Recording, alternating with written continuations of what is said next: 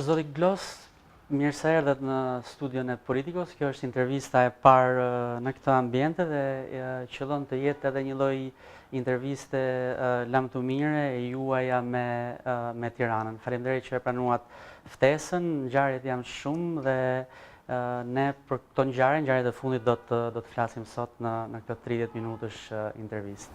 Ja, ganz herzlichen Dank, lieber Alfred, dass ich... Një falenderim të përzemërt Alfred për ftesën dhe ishte në fakt me të vërtet një fundjavë tepër tensionuese dhe do të flasim jo vetëm për zhvillimet e javës të fundit, por edhe zhvillimet e kohëve të fundit. Mund të them që misioni tim po i vjet në fundit dhe do të marr shumë gjëra të mira nga ky vend, por fatkeqësisht dhe gjëra të cilat nuk më kanë pëlqyer.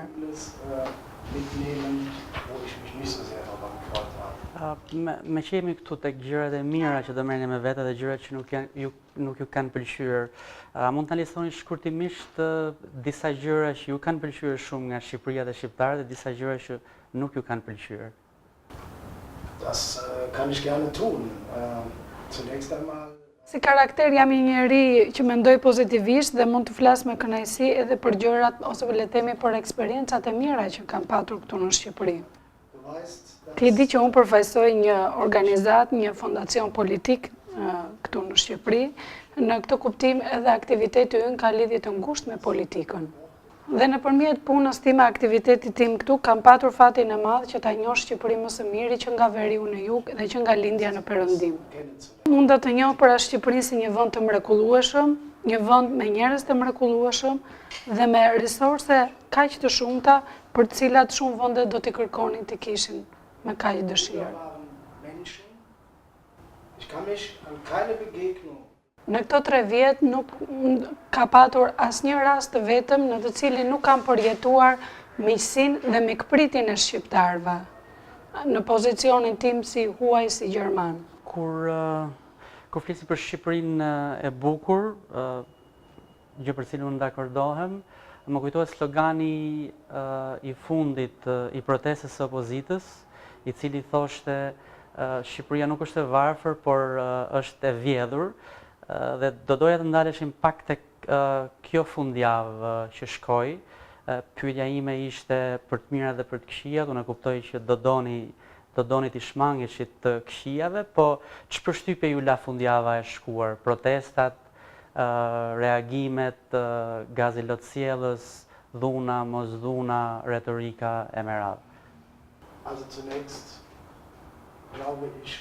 Mund të them që protesta e opozitës në fundjavën e kaluar pasqyronte ose le të themi përmblidhte një mori problemesh dhe zhvillimesh jo vetëm të javës së fundit, por mund të themi edhe të muajve të fundit. Ka më shumë se 3 vjet që ndodhem në Shqipëri dhe në gjithë këtë kohë që ndodhem në këtë vend, kam përshtypjen se ky vend ndodhet në mënyrë permanente në një krizë politike.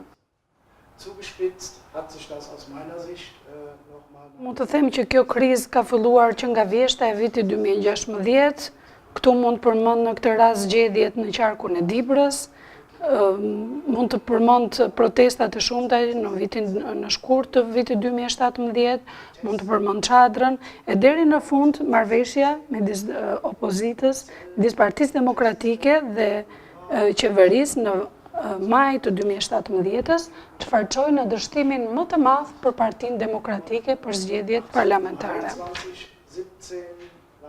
Dhe së fundmi mund të them që të gjitha këto zhvillime, duke përmendur këtu blerjen e votave, presioni që është bërë, gjitha manipulimet që janë bërë zgjedhjeve në lidhje me votën, të gjitha rastet që kanë patur ngjarjet në lidhje me Lulzim Bashën apo Dritan Ndajtin e shumë raste të tjera, të gjitha këto krijojnë një atmosferë dhe përfundimin që zgjedhjet janë të manipuluara dhe ekziston korrupsioni. Të gjitha këto fenomene, të gjitha këto ngjarje, të gjitha këto ndodhi kanë ndezur akoma më shumë situatën.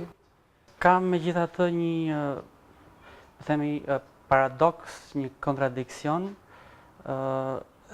Pyetja ime që besoj e bëjnë dhe shumë shqiptarë të tjerë, ata që i ndjekin zhvillimet politike, është si ka mundësi që Walter Glos është ndërkombëtari i vetëm, ndoshta ndër të vetmit, po i vetmi ndër këta që kemi këtu në Tiranë, që ka këtë teh kritik, ka këtë mendim kritik, ndërkohë që ndërkombëtarët e tjerë nuk I kemi dëgjuar të kenë këtë ton kritik, madje nuk shfaqen kurkund asnjëherë kritik. Pse ekziston ky hendek? Ich glaube, dass Kur ndodhin ngjarje, histori, raste dhe në raportet ndërkombëtare, mund të themi që gjithmonë shihet me një lloj pozitiviteti, por në momente që nuk vihet gishti mbi plag, atëherë kjo çon në një problematik të thellë. Albanien Shqipëria ka vështirësi të mëdha. Mund të themi që ajo ka realizuar shumë gjëra dhe gjithmonë në lidhje par ngushtë edhe me hyrjen e saj në Bashkimin Evropian, me pranimin ose fillimin e negociatave, ajo ka zhvilluar reforma, ka bërë hapa përpara, por duhet theksuar që ajo përveç këtyre vështirësive ose realizimeve që ka arritur, ka dhe shumë vështirësi. Nuk përbën asnjë ndihmë për Shqipërinë, nëse gjërat shihen vetëm pozitivisht. Komentet janë pozitive dhe përfundimet që nxiren janë pozitive, sepse do të vi momenti I vendimit, kur do t'jetë votimi, dhe atëherë situata do të përkeqësohet. Do të thuhet që pse nuk na e keni thënë këto gjëra, pse nuk është raportuar për ato. Prandaj në këtë kuptim mendoj se një komunikim, një qasje më e sinqertë do të ishte më mirë për Shqipërinë. Unë kam një pyetje që ka të bëjë me zërin tuaj. Zëri juaj është pak I ngjirur, duket sikur keni qenë në protestën e shtunës. Ka lidhje me protestën zëri juaj? Zëri im, ose le të themi, kjo ngjyrja e zërit ka të bëjë natyrisht me protestën, por unë do të them se nuk mora pjesë në mënyrë aktive në protestë, por e vëzhgova atë gjatë 5 orëve të zhvillimit të kësaj proteste nga balkoni I zyrës, gjatë gjithë kohës. Nga balkoni shihja taracën e godinës së kryeministrisë apo taracën e kuvendit dhe shihja se si policët përdorën gazin locjellës apo shkopat e gomës. Dhe duhet të them që edhe në lartësinë e balkonit ku isha unë në atë kat, arrinte të vinte tymi I këtij gazit toksik tepër të rrezikshëm dhe mbas 2 ditësh prap përveç lodhëve që shkaktoi gazi toksik atë ditë, edhe 2 ditë më pas kisha probleme me zërin apo me syt. Dhe imagjinoni protestuesit që ishin në një ekspozim akoma më direkt me këtë gaz toksik të rrezikshëm, duhet të kenë patur akoma më shumë probleme se sa unë. Dhe me sa di unë, zyra juaj është në katin e 11 ose 12, që është një lartësi e konsiderueshme, po pyetja ime ka të bëjë me atë se si vëzhgues ndërkombëtar, çfarë dinamika, çfarë ju bëri përshtypje nga përballja ose nga protesta në përgjithësi, cila është gjëja që ju kapi syrin dhe vëmendjen? Also zunächst einmal habe ich Unë mund të konstatoja nga vëzhgimet e mia që opozita ja doli mban që të sillte shumë njerëz për të protestuar për situatën politike aktuale, për të protestuar për këtë situatë me të cilën shumë njerëz nuk janë dakord. Dhe jo vetëm unë nuk isha I vetmi që kemi shprehur që kjo protest është një mjet legjitim, është një protest për të shprehur pakënaqësinë e njerëzve për situatën. Dhe mund të them që ja dolën mban që kaq njerëz në një numër kaq të madh arritën të shprehnin pakënaqësinë e tyre për zhvillimet në këtë vend.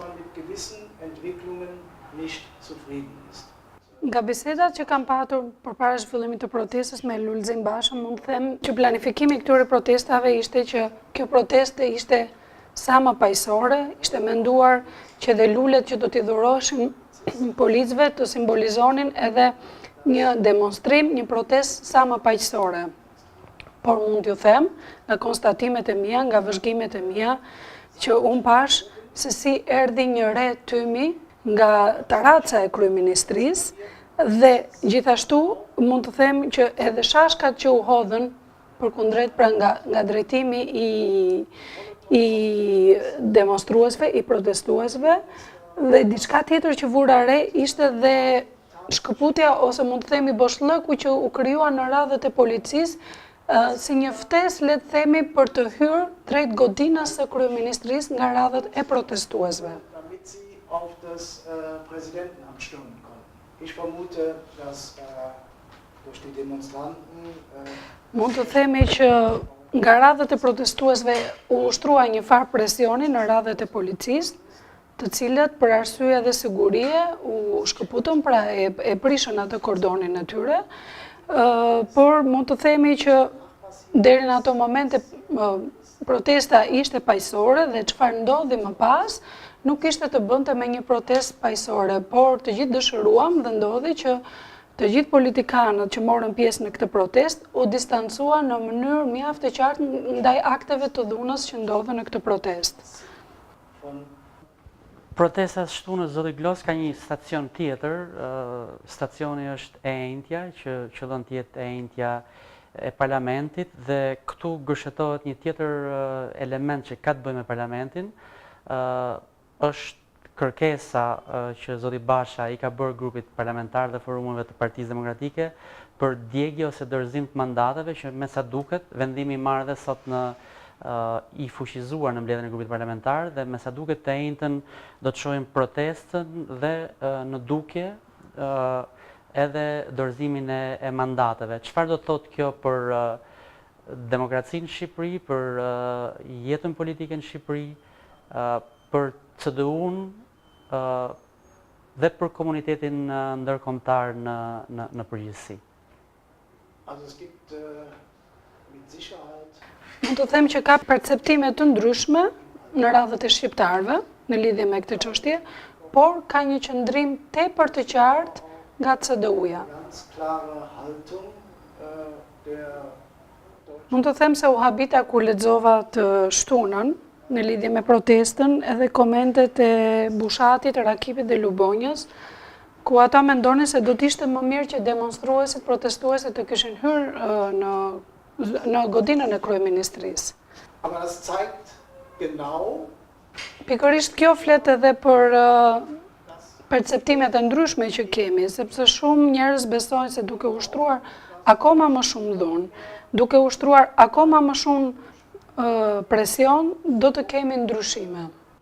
politisch etwas zu ändern ist. Weil es viele Beispiele Ka shumë shembuj në botë, por mund të them edhe në Gjermani, ku janë shprehur perceptimet, mendimet, pakënaqësitë, gjithçka nëpërmjet protestave paqësore. politischen Protesten. Ich weiß aber auch, und das habe ich in meinen Jahren, wo ich jetzt Por kam mësuar gjatë qëndrimit tu në Shqipëri gjatë këtyre viteve që këtu është disi ndryshe, pra mund të themi proceset kërkohen ose perceptohen duke arritur një zgjidhje sa më të shpejtë. dort ist der Ort der politischen Qëndrimi ynë është tepër i qartë, e kemi shprehur më përpara dhe e shprehim sërish që deputetët e kanë vendin në parlament, sepse parlamenti është vendi i debateve, i diskutimeve politike. Aty mund të diskutojnë idetë, alternativat për ndryshime dhe populli mund të dallojë më qartë që ka ardhur koha për ndryshim. Dhe shpreha, siç ju e quani, djegja e mandateve, nuk është një instrument i duhur. Pra për ne është instrumenti i gabuar, sepse kjo nuk i vlen demokracisë parlamentare. Zoti Glos, megjithatë duhet ju citoj juve në dy deklarata të forta sipas meje dhe gjithë atyre që e ndjekin situatën politike në Shqipëri. Njëra prej tyre ka qenë nafta dhe arsimi janë më të shtrenjta në Shqipëri se në Gjermani dhe do të vijë një kohë kur do ikin të gjithë shqiptarët dhe do ngelen vetëm qeveritarët. Dhe tjetra është një deklarat, një prononcim i dhënë për Politikon para 2 ditësh, që gjërat janë keq dhe po shkojnë keq e më keq. Unë dua të ndalem tek nafta, me që edhe francezët kanë dalë në protesta, në demonstrata prej disa javësh çdo shtunë për naftën. Ne shqiptarët e kanë naftën më të shtrenjtë se francezët dhe kanë edhe disa gjëra të tjera më të rënda për tu përballur me, si kanabizimi prej disa vitesh, kriminalizimi i spektrit politik, dhe kur them spektri politik kam parasysh më shumë pushtetin, më shumë majorancën ose ekskluzivisht vetëm majorancën. Dhe francezët paradoksalisht kanë qenë më të dhunshëm në demonstratat e tyre se sa shqiptarët. Po të mbledhësh të gjitha demonstratat e Lulzim Bashës, e opozitës e Lulzim Bashës, kanë qenë më të buta se sa një protest e jelek verdhëve në Francë. Pyetja ime është pse nuk kanë të drejtë shqiptarët të jenë pak më të dhunshëm se francezët kur kanë shumë më shumë halle dhe probleme se sa francezët.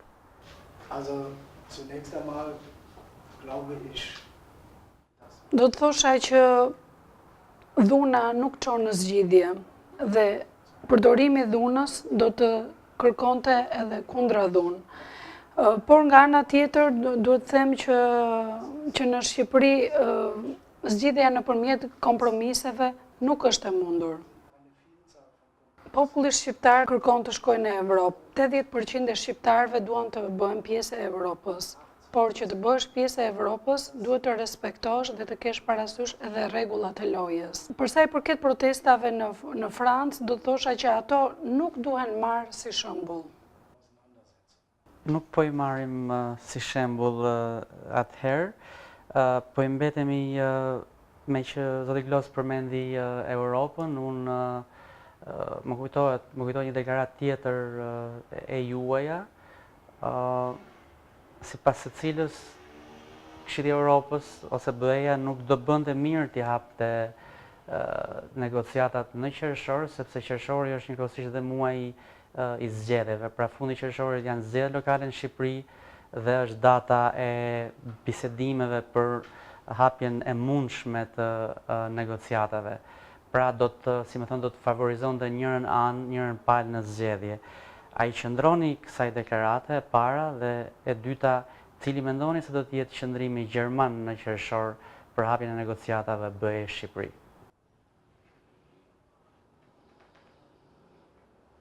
Also ich habe innerhalb von einer Woche nicht meine Meinung. Unë natyrisht që nuk e kam ndryshuar mendimin tim brenda një jave dhe mund të themi që është detyrimisht e nevojshme që mos hapen bisedimet e negociatave pak para zgjedhjeve lokale të qershorit, sepse kjo do të shërbente si municion për njërin apo tjetrën palë dhe informacioni dhe konkluzionet që do të vinin do të përdoreshin në fushatën zgjedhore.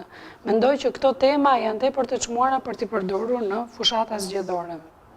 Wir wünschen uns ja alle. Të gjithë dëshirojmë që Shqipëria të bëhet antar i Bashkimit Evropian, dëshirojmë që të hapen negociatat dhe të fillojnë bisedimet për bashkimin për futjen e Shqipërisë në BE. Po për këtë gjë duhen realizuar dhe disa detyra që nuk janë kryer ende. Dass man noch verschiedene Hausaufgaben. Viele von der sozialistischen Partei. Shumë përfaqësues të Partisë Socialiste, mund të përmend këtu zotin Balla apo zotin Ruçi, kanë zhvilluar bisedime në Parlamentin Gjerman, kanë qenë në Gjermani pra dhe kanë zhvilluar bisedime atje në Parlament. Dhe kanë thënë që në qershor gjykata kushtetuese, gjykata e lartë do të jenë funksionale, në fund të marsit edhe prokuroria e përgjithshme do të ketë personel të plotë, pra do të jetë në gjendje pune, por unë do të thosha që do të ishte shumë më mirë nëse këto bisedime, pra për hyrjen e Shqipërisë në Bashkimin Evropian, të fillonin në shtator apo në tetor, kur do të ishte edhe koha që mund të tregoj dhe këto tre institucione kryesore mund të provonin se ato funksionojnë tërësisht. Dy pyetje të fundit, zoti Glos. Njëra prej tyre ka të bëjë me një lloj paradigme ose stili ose qasjeje të komunitetit ndërkombëtar ndaj Shqipërisë, që e vendosur në terma të shkurtër, me pak fjalë është stabilokraci në vend të demokracisë, ose më para stabilitetin se sa demokracinë. A mendoni se 27 vjet pas hapjes duhet ndruar kjo qasje, apo stabiliteti do të jetë i shenjtë dhe demokracia do të jetë normale ose e rendit të dytë? Fillimisht mund të them që të dyja kanë nevojë për njëra tjetrën dhe asnjëra nuk përjashton tjetrën. Pra të dyja janë të rëndësishme. wir der Begriff geostrategische Bedeutung. Kur përmendim konceptin ose termin geostrategjik, mund të themi që kjo përdoret gjërësisht në kontekstin rajonal, duke patur parasysh situatën tepër të ndjeshme në Ballkan dhe gjithashtu duke patur edhe parasysh edhe mendimet apo qëndrimet e Amerikës, Bashkimit Evropian, duke patur parasysh edhe çështjen e kufive të Kosovës, mund të them që gjitha këto duke marrë parasysh, pra duke i perceptuar këto, mund të çonin në rrezik stabilitetin. Demokratie. Demokracia është e re, është e brisë në Shqipëri. Sipas mendimit tim, sipas këndvështrimit tim, nevojiten përpjekje akoma më të mëdha për të patur një stabilitet sa më të qëndrueshëm në Shqipëri dhe për ta mbrojtur këtë stabilitet edhe nga jashtë, nga ndikimi i jashtëm. Nicht umsonst sagen viele. Shumë njerëz kanë rezerva për demokracinë e re në Shqipëri. Kanë rezerva sepse shohin që nuk janë kaq të forta ato shtyllat e demokracisë. Këtu përmendim judikativin, legjislativin, por edhe dhuna që përdoret ndaj mediave, ku në këtë pikë ne si Fondacion Konrad Adenauer jemi shumë të shqetësuar. Dhe gjitha këto nuk flasim për një demokraci të stabilizuar. Zoti Glos, nëse në mënyrë simbolike Politiko do t'ju jepte një çmim në mënyrë simbolike, ai do të ishte ndërkombëtari kritik i vitit. Gjë që ju ka çuar kjo të qenit kritik me gjendjen në Shqipëri, jo vetëm me qeverinë, por se si shkojnë gjërat në Shqipëri dhe për ta nisur nga fjalit tuaja të fundit, demokracinë edhe pak konsoliduar, ju kanë vënë në pozita jo të lakmueshme me kryeministrin e vendit, i cili me nën tekst ju ka përmendur her pas here, ndoshta duke mos ju thënë emrin, por duke ju nënkuptuar juve. Si po largoheni, po ikni nga Shqipëria, duke menduar çfarë për kryeministrin ton dhe për mënyrën se si ai përballet edhe me të huajt që janë kritik, që janë pak, ose një ose dy, por edhe me median, edhe me situatat e brendshme.